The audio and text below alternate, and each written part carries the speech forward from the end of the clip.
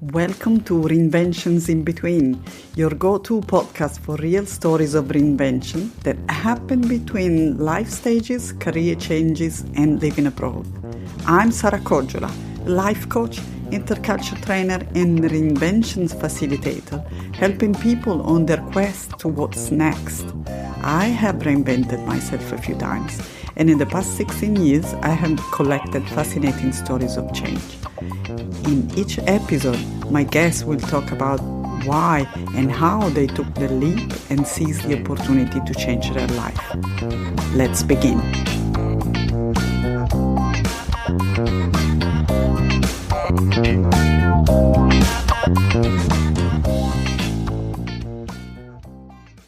But there are also a lot of chapters that you are the writer of your story and you can just do what you want. And I really believe in that. And I really believe that if you have a dream and you have the right mindset and you have the support as well and the confidence to do it, like you can achieve way more than you think.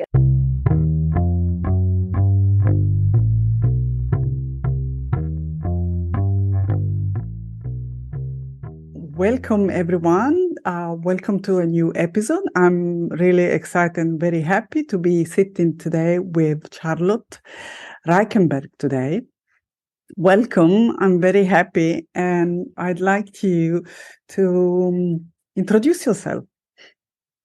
Yeah, well, thanks, Sarah, for having me.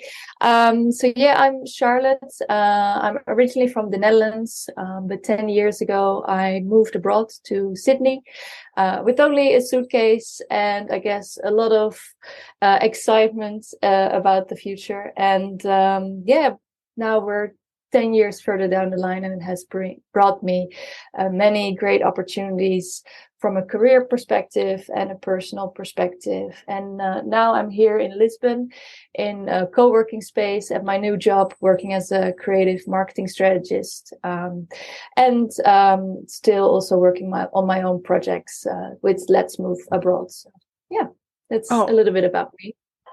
Great, thank you. So I have to say that I never met Charlotte before, and we met on social media. So basically, I discovered Let's Move Abroad, the Instagram website, the Instagram account, and I was fascinated by the content and it was the first time for me to see a very positive perspective that you were putting into your content, because most of the time when you are in a circle of people who live abroad, sometimes it's challenging. Sometimes people complain a lot, especially women, if they are not the active part in the relocation. Sometimes they feel left out and they struggle.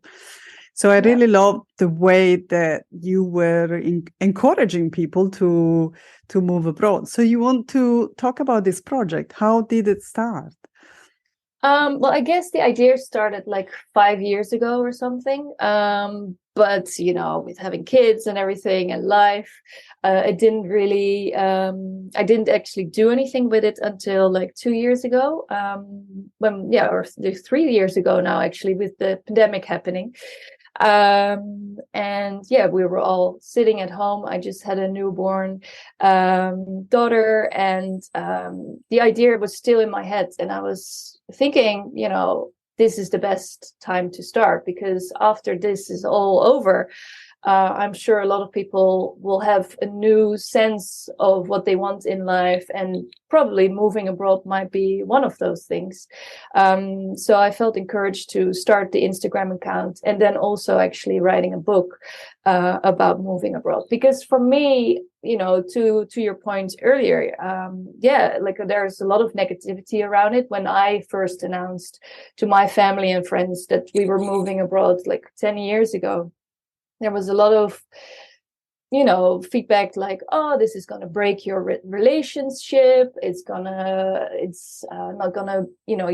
not easy to find a job. It's all these very negative response. Uncertainty. Yeah. And, but I didn't felt discouraged by it, actually.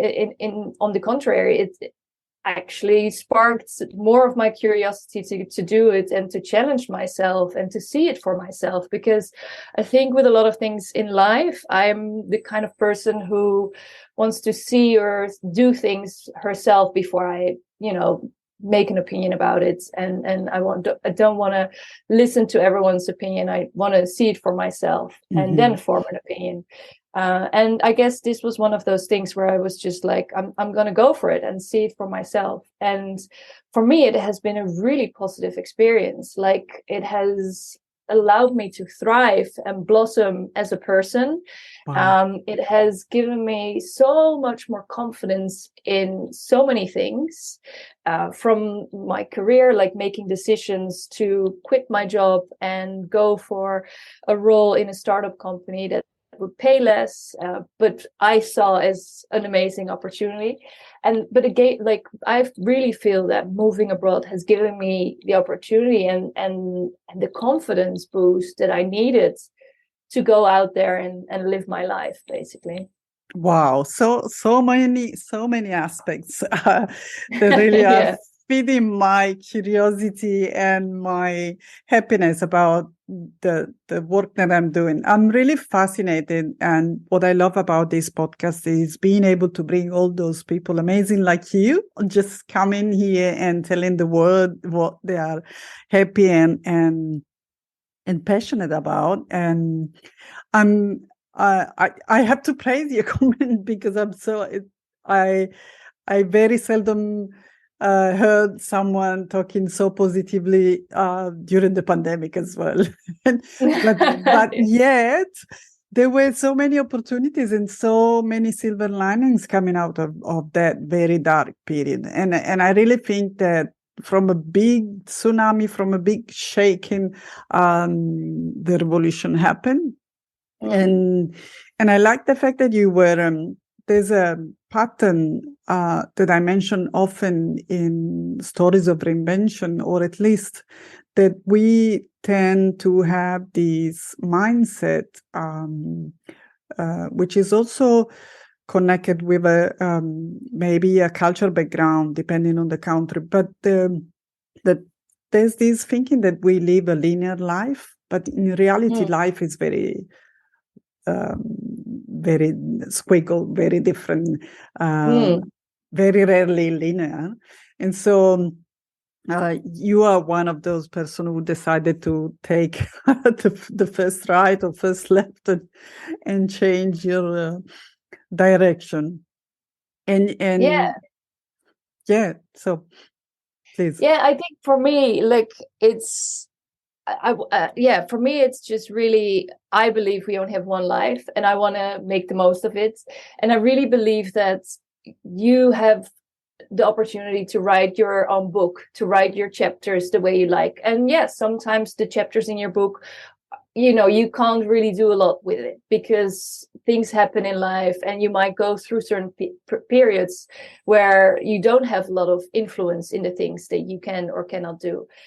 But there are also a lot of chapters that you are the writer of your story, and you can just do what you want. And I really believe in that. And I really believe that if you have a dream and you have the right mindset, and you have the support as well, and the confidence to do it, like, you can achieve way more than you think. And for me, personally, moving abroad has given me that confidence and has opened up a whole new world for me, where I see, yes, there are so many more things that I can achieve and that I can do. And I when I was 10 years ago, 15 years ago, I would have never thought that I would have written a book, but here I am. I've done it, and yes, it wasn't an easy road. It was a roller coaster for sure, but it was fun. It was interesting. It was something that I was very passionate about to write. And especially with 2 young kids around in the house, it was sometimes very hard to focus and to dedicate time, But in the end, like, I just questioned myself, like, if I don't do it, what will happen then? And most, 99% of the time I will answer with the fact that if I don't do it, I will probably regret it. So I'm doing it. Oh, great. And when it's the best time to do something, there's a famous quote that they say, yesterday. So instead of procrastinating, the best time would have been even before now that we are talking. And I like that you use the metaphor of the book, but it's actually the product that you created during the pandemic. So Let's Move Abroad is a workbook, not just a memoir or a novel. It's something useful that people can buy and use to really starting planning their own experience, right? You want to explain more? So when I lived abroad, and I still live abroad, like I always get approached by people who want to move abroad too, and it's friends of friends or old colleagues, and they're like, how did you do it? Can you help me? Can you give me some tips? And I do, and I do help them, and I talk to them, and sometimes I don't hear anything from them after giving a lot of tips or suggestions, and then I follow up, and I'm like, what happened? Why didn't you follow through? And a lot of times people get really overwhelmed because, moving abroad is basically a big shakeup to your life, right? You have to start from scratch somewhere else. And that involves a lot of paperwork and practical things that you need to do. So a lot of times people get overwhelmed. Mm-hmm. And they park their ideas because it's like, okay, this is going in the too hard basket. But I was curious to go deeper and be like, okay, but how can I really help you to make this dream happen? Because it's a dream that is in there and you want to do it. So how can I help you to achieve that? And so what I found is that there's two parts, and one part is the practical things, which, it's just a lot of things you have to do and organize. And a lot of people dive straight into that. Mm-hmm. But the other part that's often neglected, or people don't realize the importance of it, is the mental preparation and preparing yourself mentally for this adventure, this life-changing journey. And so I realized that, I wanted to help people, give these tools to give them the confidence to plan their move abroad. And for me, it's the combination of the mental preparedness and the practical things. And what I did was I created it into a workbook because I realized that along the way, I need to help and keep motivating people to plan their move. And so, it's from, you have a dream, let's create a dream map. How does your dream look like? What does that mean? All the way to choosing the right city, researching the visas and all the practical things, and a lot of checklists, paperwork checklists, all the way to, okay, it's your first month abroad. How can you make sure you make it a good one? And how can you make sure you start integrating in the new life, in the new country?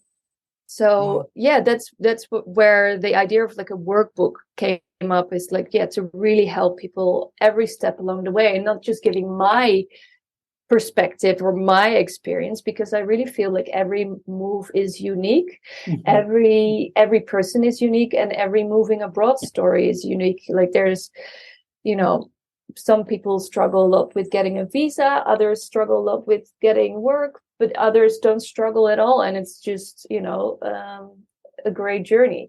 So there's all these different variations in it. And that's why I felt like if you have a workbook where you can create your own unique moving abroad story, that's the most helpful for people to give them, the tools and the confidence to realize their dream.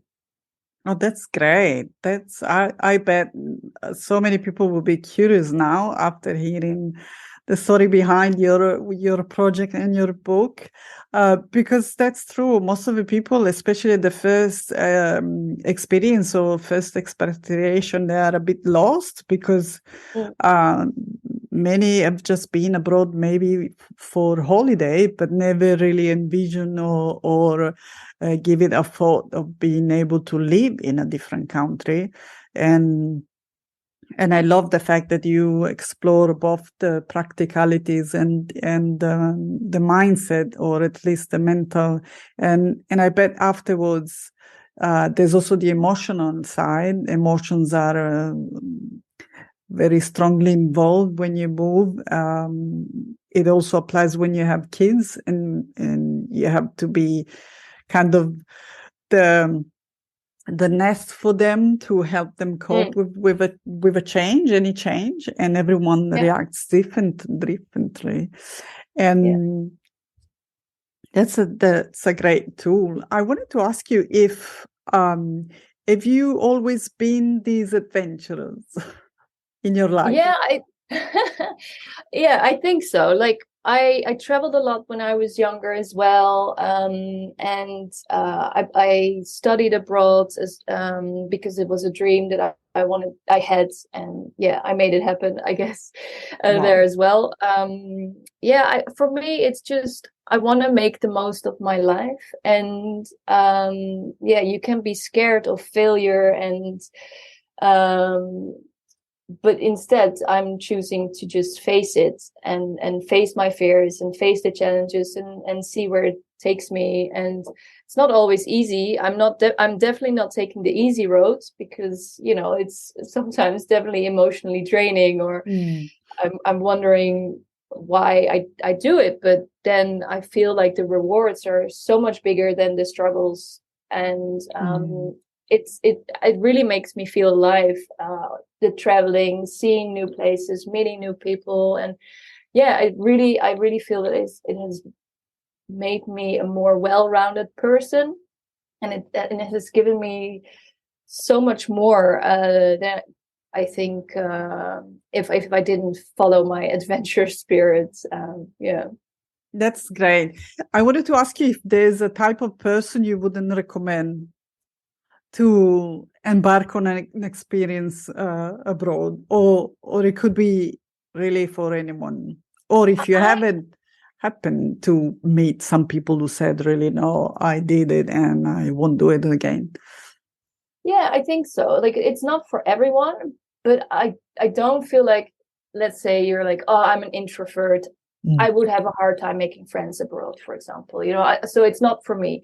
Like, I don't feel that's the right mindset. I really believe in a growth mindset, and that you have the ability to change and to grow as a person. And I feel like, especially if you're an introvert, that moving abroad can be an amazing way for you to explore a different side of you, and to see that, hey, you actually can make friends abroad, right? Like, I think like 15 years ago, I was more an introvert, I guess, than I am now. But I feel that going out there and putting myself in these crazy life-changing experience has allowed me to express myself more and to be more extroverted as well. And I still like my alone time, there's still the introvert somewhere, but I feel like, just saying, look, I'm not this or I'm not that, I don't believe that should restrict you from not moving abroad. I do think it's not for everyone. If you really love where you are, then it's not your dream. But I feel like if there is just this tiny voice that's sparks this curiosity of, oh, what would it be for me, I would definitely recommend doing it, because I really feel that everyone should try it, even if it's just for 6 months, right? Like, even if it's just to study abroad, if you're in 20-something years old, because I really feel it will be an experience that will teach you so many things that you'll carry for the rest of your life. I so relate to that. And I still remember the first time, if I compare, I was checking. It was funny. I took my old passport today because I was counting. All the stamps. I was counting back which was the year that we moved first abroad, and I was counting wrongly. So I realized today that it has been 18 years. Like I'm a grown up now of being expat, of being abroad. 18 years is a lot of time. And I was checking the stamp on the passport, and I was so fascinated at the time. And but I remember how shy I was at the beginning. And then after taking a few flights, it became that part of traveling and just starting initiating a conversation when you wait at the gate with someone that is sitting next to you, either because you're reading something and it gets your curiosity, or you see maybe a jacket that is so useful because you can wrap around something, or maybe because you have kids. It's always a conversation with kids, and you meet so many people around. And I went through, as you said, so many different levels of being that incompetent, conscious person, and then becoming more confident and enjoying more about these trips. And it was really a journey for me as well. Totally true.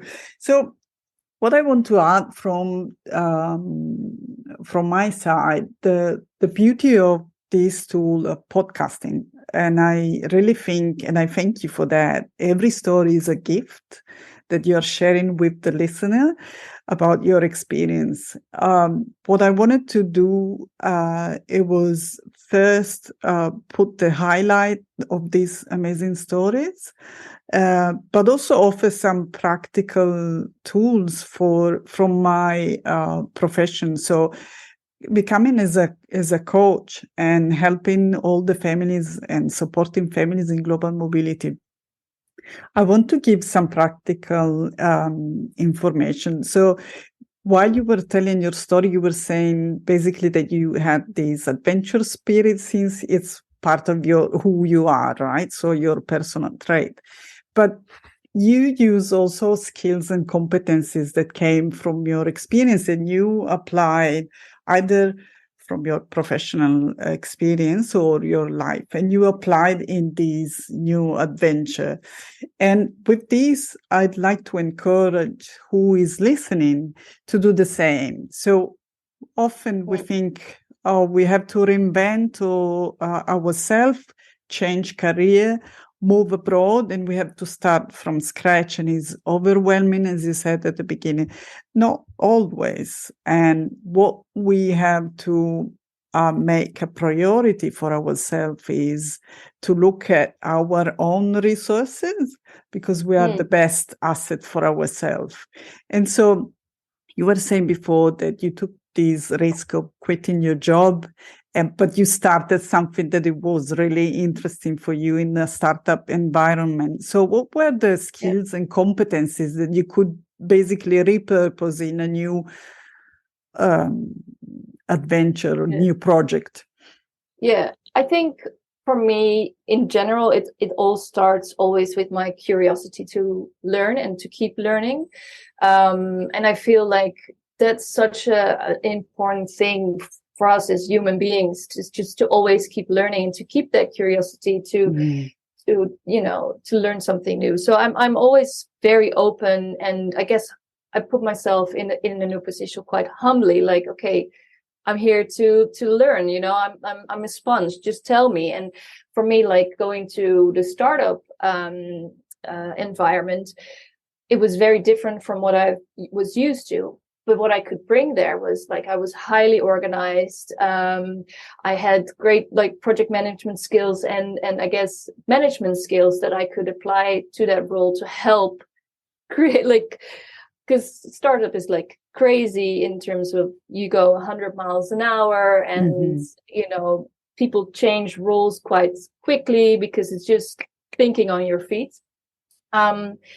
But I'm quite pragmatic, and so I'm always just like, okay, this is the situation now. I have all this knowledge in my head from my previous experience, but how can it be applied to this situation? And just be open to change, right? Like plan A doesn't always work, so go to plan B. And I think just that knowing that the skills that you have are great, but how can you apply them to this new role? And how can you, what are the things you can learn more that will allow you to then flourish in this new position? And for me, it's always being open to learn and listen to others who have different experience from you, and then make it work together, you know. And I think sometimes we're so stuck in our ways. Like I remember actually in one of my first weeks in the startup company, and I was like, okay, we'll do this, and it's very organized, you know, la la la.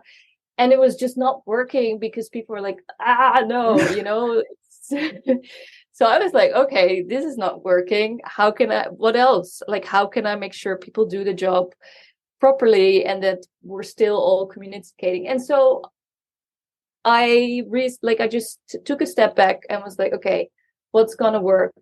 I talked to people like, how can I best work with you? And so you learn and you evolve and then learn a lot of new tricks and ways to do things. So yeah. Thank you. This is a great tip, and I really like the metaphor of the skills like a toolbox that we really can bring everywhere in this portable career as well, because many of us, especially moms, are trying to make work happen even in different locations. And yes, having these skills and competencies available that they can be flexible and with creativity as well applied in different industries or in different situations. And especially I really feel strongly to recommend that and that's probably also tough for those who come from a corporate environment and they struggle to fit in a different one, maybe going to work for an NGO or maybe a project where they are required to work and think differently. That's a good stretch. It's really a good gym for the mind, if we can use this expression, where you can learn to do things differently, and it allows you to see new opportunities. That's great. Thank you. You spoke about both challenges and opportunities. Would you see, and you clearly seem to think and perceive that those are both equally present and important. Is there something that you would have loved to know before you started this? Or I have this question in my questionnaire that I like to do. If you were able to send in a bottle a message to yourself, what this message would say to you, to your younger self? To my younger self. I think, and this may sound pretty weird, but I'm pretty happy where I landed. And so I think for my younger self, I would just really emphasize, listen to your intuition, listen to your heart and follow it. And I've done that. I could have maybe done it more when I was younger. But I feel like I've always been very intuitive with what I wanted and what I've done. And I feel like listening to that is so important. And I was lucky to have parents, right, that really encouraged me to listen to my heart and my intuition. And although that meant I moved miles and miles away from them, they were there to support me, right? So I really feel I'm happy where I am, and I would just emphasize that to my younger self, that I'm on the right path, and it's good. You just keep following it. Great to hear. Thank you. How is it going now with the new project? Are you working at the promotion of the book? Are you working at something new? Where are you now? Yeah, so I'm in Lisbon now, and I just started a new job. So after kids and writing the book, I also wanted to go back to a team again and work with a team and challenge myself creatively again. So I'm working now here full time, but I'm still also working on Let's Move Abroad because that's my passion, and just seeing every day, people in China and Germany and Canada buying my book is very fulfilling and makes me Oh, very wow. happy. So I want to keep supporting people all around the world to follow their dream and help realize their dreams. So yeah, I'm still also working on the promotion of the book. But yeah, like with the move and the new job, it's it's a bit much sometimes. You're Hectic. just like, what am I doing? What am I doing? But it's also very fulfilling and it makes me very happy. So yeah. Yeah, for sure. I bet it's so rewarding to receive so many messages of people that are reading and applying your strategies in the workbook and Yeah, be in touch with you. I think it's in the end the reason why we start everything and we keep doing what we are passionate about, right? exactly. Yeah, absolutely. And I think like a year ago, I almost quit working on the book. Well, it's like a year and a half ago.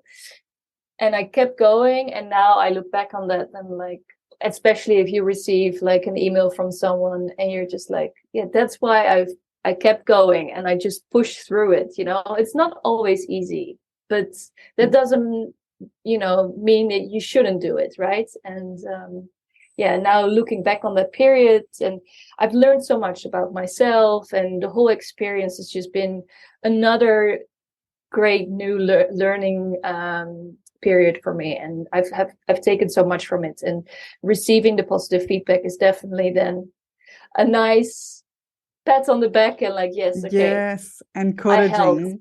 It's very encouraging. Yes. Good. That's a great tip that you just gave for everyone, including me, where we are stuck sometime or we have some lows in productivity or in enthusiasm, but then life is a cycle, sun and moon, day and night. We always go to another phase soon, and the most important thing I think is really to keep ourselves in the creative flow and work towards what keep us passionate. Yeah, exactly. And even, I've had days that I just couldn't write down a word, not one single word. And it was super frustrating because I was like, how can I finish it if I'm not able to write? Like something has to come out, right? But then I found like being compassionate with myself in those periods and just being like, okay, it's not going to happen today or tomorrow, maybe even. What else can you do that will help you, right? And so maybe that day I would just go and have coffee with a friend and not think about the book, or go to the beach and have a walk and just really think about me for a little bit, and just allowing my body, myself, to just let it go for a little bit.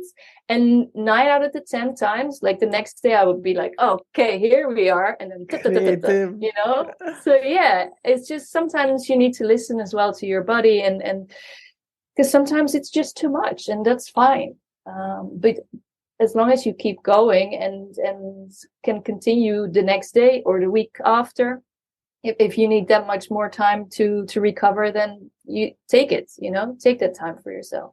Totally agree. It's a great tip. Thank you, this as well, to give ourselves space and time.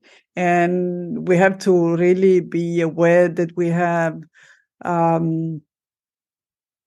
both creativity cycles, and we also, coming from a feminine perspective, is true. We have hormones that keep us more or less productive in different time of the week or the month. So we really need to embrace that productivity that has a high and lows, and just be present to that. And it would be I great. knew like the day before my period, I would be my worst critic, like negative Nancy, like, oh, like, but at some point I was just like, you know what? I'm just not going to work on that day because I knew it. It was clockwork, right? And so it's just like, I'm just going to accept that negative Nancy is here today.